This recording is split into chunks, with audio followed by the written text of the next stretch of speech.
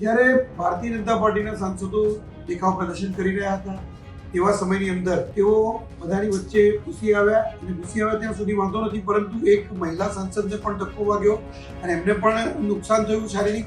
વારસામાં મળેલી મિલકત હોય કે વારસામાં મળેલી સત્તા હોય એ લાંબી ટકતી નથી હોતી. આ એનું પરિણામ છે અને આ એ દેખાઈ આવે છે.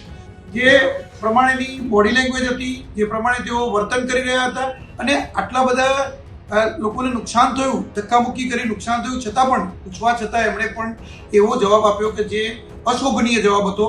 અને સાથે એમણે અને કોંગ્રેસના સાંસદોએ ત્યારબાદ સંસદની અંદર જઈ અને સંસદમાં બેસવાની જગ્યા હોય એ બેસવાની જગ્યા ઉપર પોતે પગ મૂકીને ચડી ગયા અને સંસદની સીટ છે, સંસદની ગાદી છે, સંસદની ગાદીનું અપમાન કર્યું, સંસદનું અપમાન કર્યું.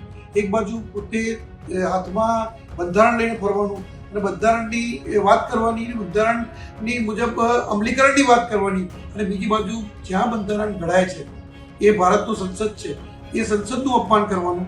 આ કેટલા અંશે યોગ્ય કહી શકાય?